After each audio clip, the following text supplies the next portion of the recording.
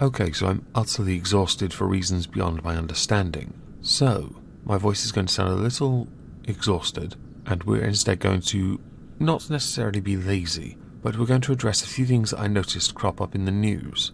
Things I don't believe are worthy of videos on their own, but together all make up rather interesting and possibly amusing subjects.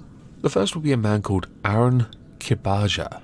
Arnfjörð was a manager of a dementia ward at Highbury Hospital, which is in Nottingham. Arnfjörð has been accused by acting inappropriately towards his colleagues between 2012 and 2016. One of those incidents in 2012 involved him pulling the alarm when there was no emergency, and simulating breasts bouncing with his hands as the nurses ran down the hallway. While this is all claimed, I would say if you have CCTV footage of it, then you've got a case.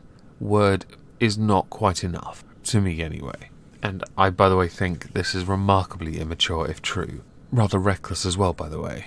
Another incident involved him having a meeting with a nurse who had returned to work after a wrist injury, where he had suggested the partner must be upset because she couldn't give him a hand job, forgetting here that humans have 2 hands, 2 wrists, and this only implies 1 wrist being injured. It is, by the way, also highly inappropriate for a manager to say that, if true. As a continuation from the handjob related comment, he did also say you can still do lollipop, and made gestures with hand and mouth. Fantastic. What a problem solver. What a guy.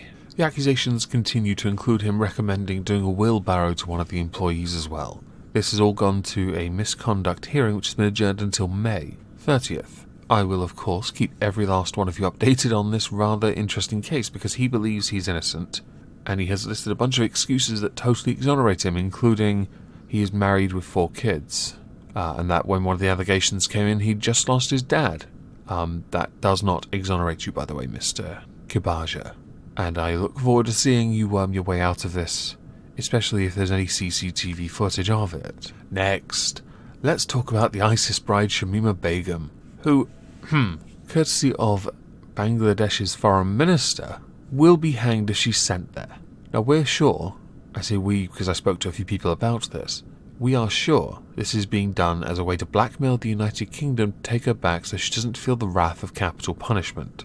Many of you, I am almost certain, will say she was involved in ISIS-related activities. She deserves this. I'm almost certain a number of you think that. I personally would rather she be in prison if proven to be involved in ISIS-related activities, serving her time in Syria, provided they themselves don't go down the capital punishment route. My view on punishment with prison has always been a case that, if that person has known luxury, like Shamima has, you take away every single shred of it, and you incarcerate for an incredibly long time depending on the nature of the crime. Hers being involved with lovely peaceful caliphate folk means that she should serve a considerably long time for her involvement. Many would argue, but she was 15, yes, but now she's 19, and she still doesn't really feel any guilt. And as far as capital punishment goes, I should state this, I don't support it. I really don't. I get why some want it, or why some use it. I understand the arguments, and the debates on it are fascinating. However, I don't believe we have the right to decide who gets to live or die. I don't believe that's right. And I don't believe hanging is the right way to go about it either. But I won't begrudge others for making the choice to kill someone anyway, under their own, quote, legal position. Now, the reason the foreign minister for Bangladesh has said this is because they're trying to insist that the jihadi bride is not their problem, and they are quite right. She was our problem. She could be considered to be your problem, but she's not. While her nationality is now just Bangladeshi, her problem is in Syria, where she's being investigated for crimes she committed in Raqqa. You know, the crimes of enforcing Sharia, whatever, moral Muslim bollocks.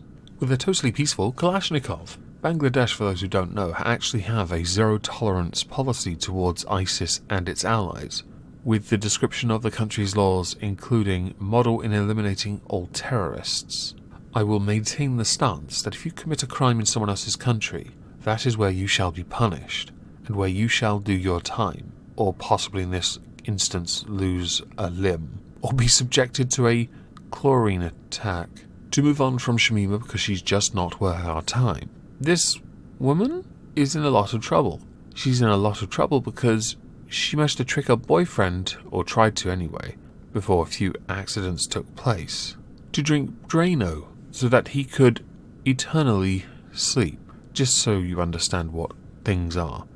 Sleep is where your body rests and recovers. That is the point of it. When you die, things are no longer resting and recovering, are they?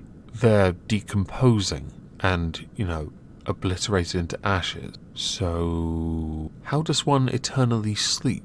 Or is this that spiritual nonsense where people think they go to some cloudy place with a palace and live out luxury, unless they've committed sin, in which case they go straight downstairs to the kitchen?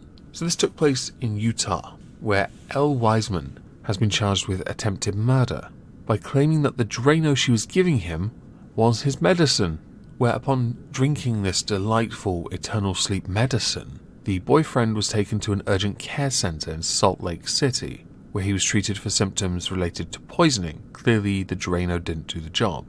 I mean, we know it blinds you if enough of it is poured into your eyes by your psychologist, who has been convinced that, yeah, what you really want is to live life as a blind woman. Twat. Wiseman then told medical staff she had given her live-in boyfriend Drano so that he would go into eternal sleep. Oh dear. I wonder how the boyfriend feels about this now. Since the boyfriend thought that she was giving him medicine as opposed to Drano, yeah, this is a murder attempt, and the $100,000 bond she's being held on seems appropriate. The two charges she's been booked for include attempted murder and surreptitious administration of a certain substance. Maybe I need Drano for my eyes. I'm very confused by your appearance. Never mind, let's move on to the final subject of today, because I figured, screw it. Let's do small subjects and just talk. Verizon is looking to sell Tumblr. Much sadness had by all. It was originally owned by, I think, before by Yahoo, and they didn't invest much into it either. I know there were changes that came with certain content on their site, but honestly, I forgot Tumblr still existed, because I think after, say, 2016, I had no reason to go near it, because, response videos were dying at that point, and a lot of those who made videos that I responded to used it to vent or show their edgy creativeness or their hipster creativeness. Mostly those two. In all seriousness though, do I think Tumblr has potential? Because it is argued by a number of articles that Verizon squandered its potential like Yahoo. Yes, Tumblr did have potential. I will readily admit I used to use it when I kept a log of jobs I was applying for when I was younger, when I was struggling to find work. It was easier for me to use that than to simply write it down. That way when I went to the job centre I could just show them my Tumblr. What I should have done was simply use a WordPress or Google Documents. That would have been easier. But I didn't know they existed back then. And I'm sure many of you young whippersnappers will not understand a single thing I've said.